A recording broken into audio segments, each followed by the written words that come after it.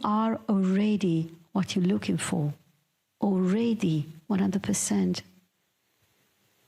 You're not a human being looking for reconnecting with the huge ocean of consciousness, like a lonely drop coming back to the ocean. You are water. Through any form, sentient or non-sentient, through any being of this universe, there is one actor, and it's consciousness. And this consciousness is you. Through the human form, this consciousness has the privilege to be able to be conscious of itself. This is the special role of the human being in divine plan. The possibility to see not only its own creation, its own manifestation, but also to be conscious of the one in you that is living life. As spiritual seekers, we have been looking for the source of creation, for our true place in life.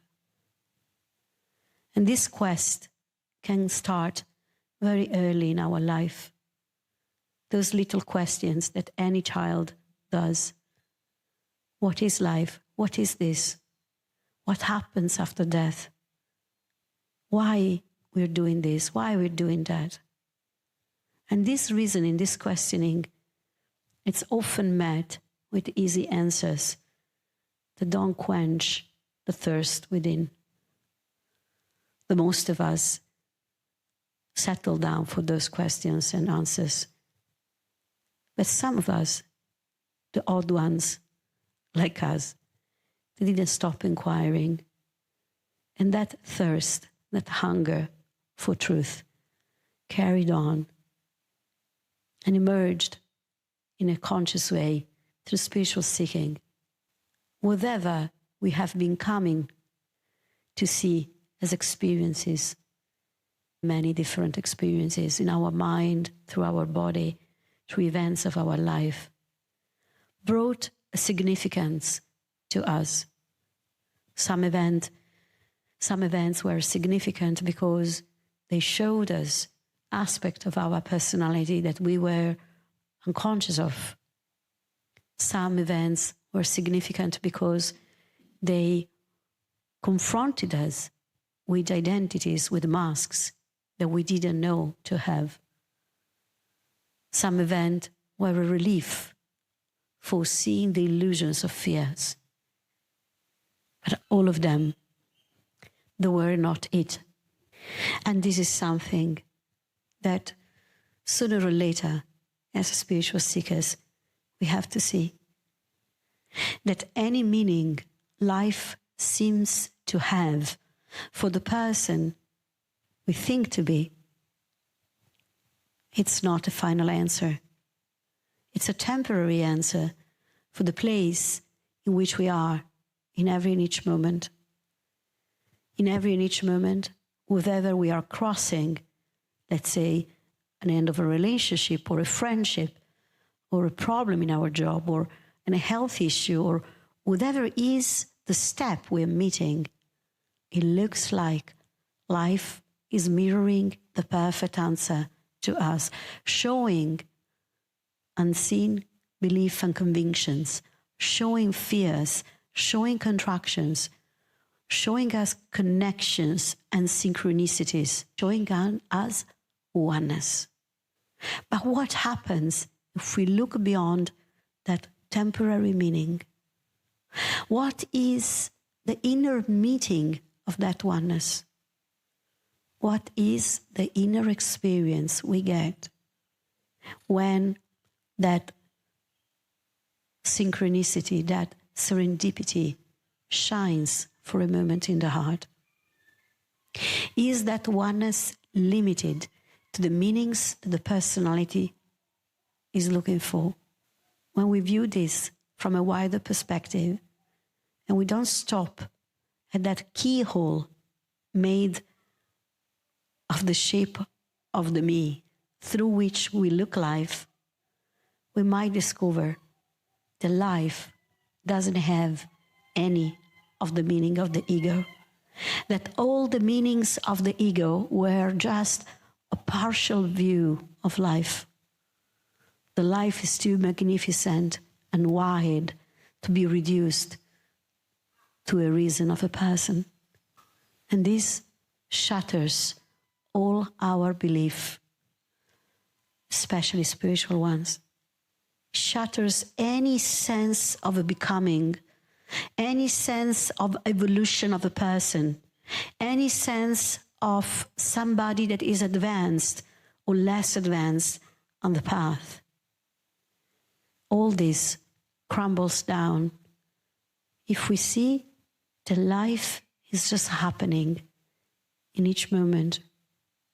And that meaning was there in the mind, because in the mind, consciousness was holding on to an aspect of itself.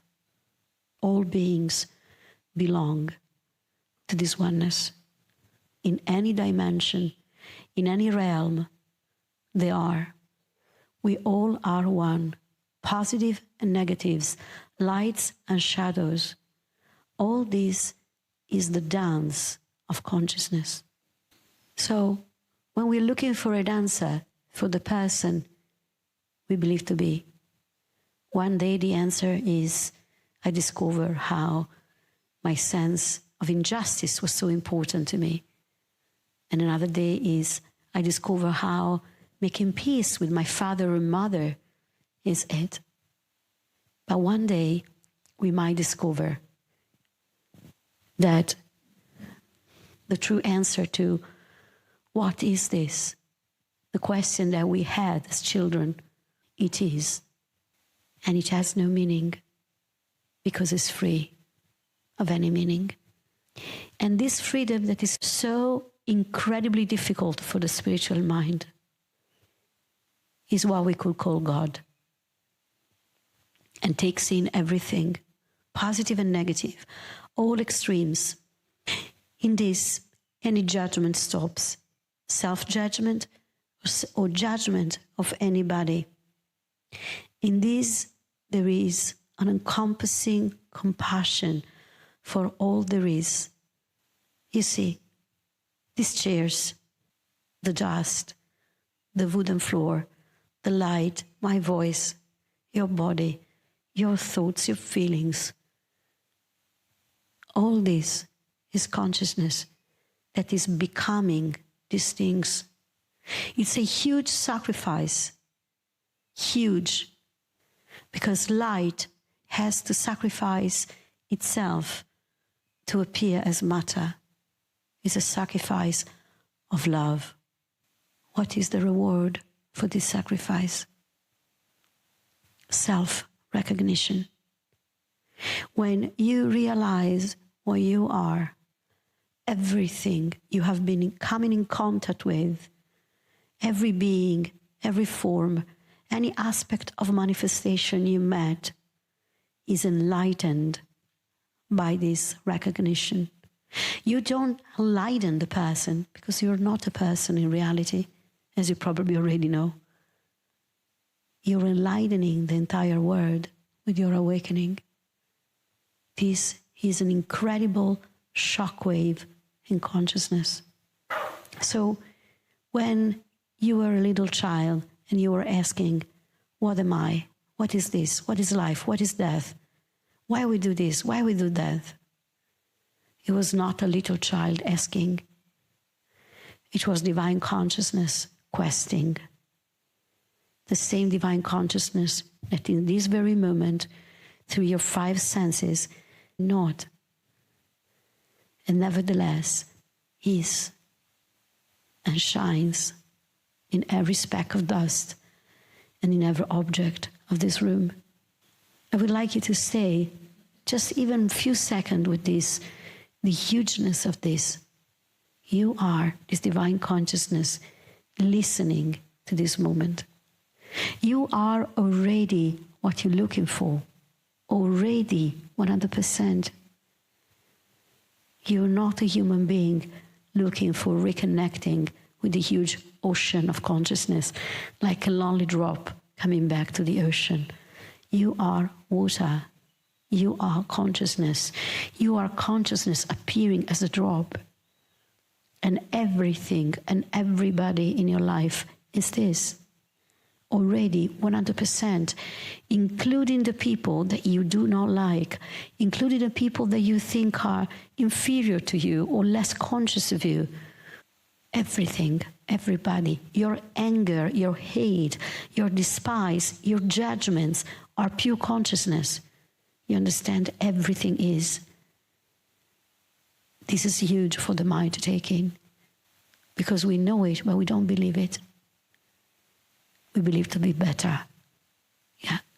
Sometimes we believe to be someone that knows, and yet we know nothing.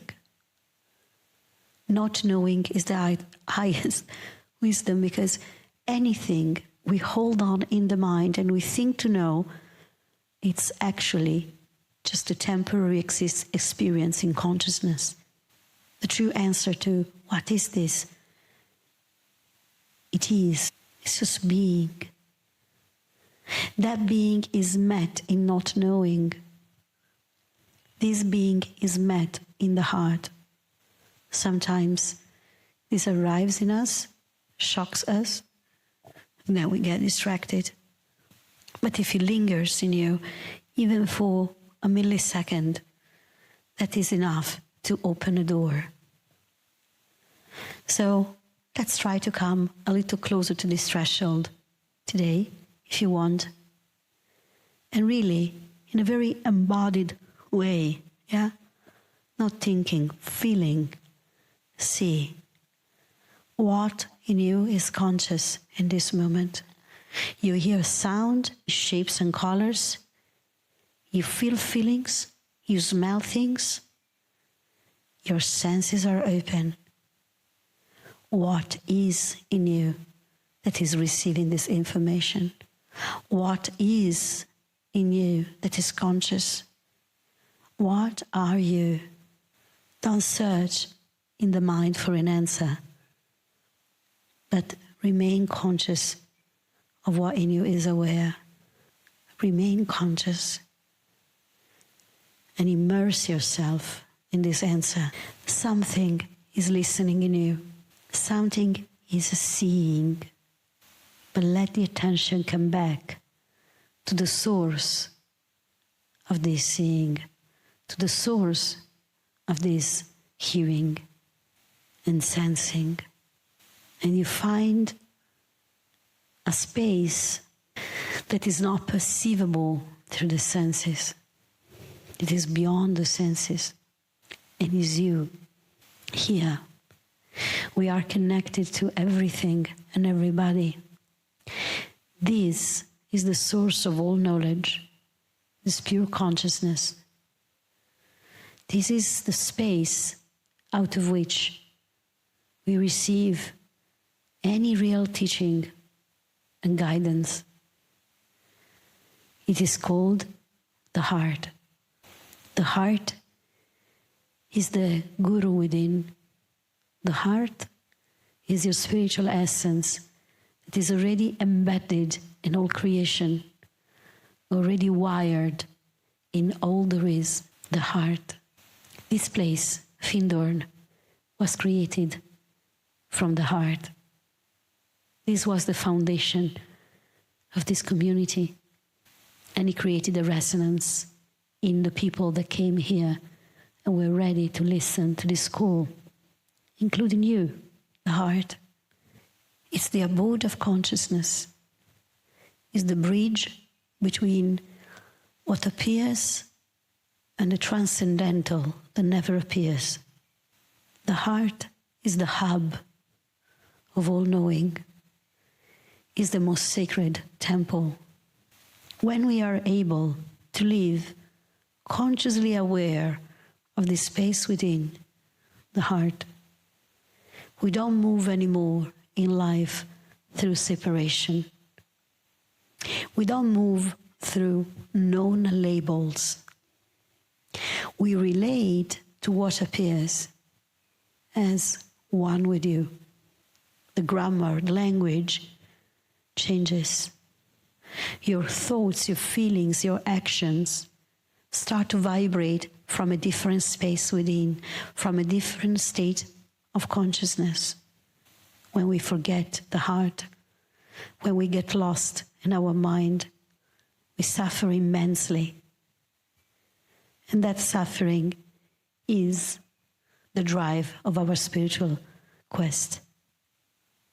Suffering is a wonderful manure that make the questioning grow. Like the beautiful plants and flowers of Findhorn, they needed manure to transform sands into a garden. The suffering is this manure out of which the lotus of awakening can emerge. The not knowing, the ignorance, was the opportunity, the sacred tool of consciousness to show you. And the heart is the space where to bring the suffering, the struggle, that conflict. The heart is that space in you that knows without knowing how it knows. Because it knows, because it is. And it is everything. When you're meeting any person in your life from the heart, you drop all concepts and ideas and projections. There is an open vulnerability between you and the other, to the point that you might see that there is no other at all. When this happens, our human experience becomes a conscious embodiment, becomes a wonderful bridge through which the light of creation reveals itself to itself. If you want to search a purpose, that is the purpose. But the opportunity is only now. And then it disappears. And then it's now. And then it disappears. This dance of light that appears as this place, as this moment, in any moment of your life, is the opportunity for what in you is eternal to meet itself. Life is, being is, free from any conditioning and reasons. This beauty can only humbling us and inviting us to surrender more and more anything that is held back. So, what I came to share with you today is this, the wisdom of the heart, the possibility to inquire in a very embodied and perceptual way what is our true nature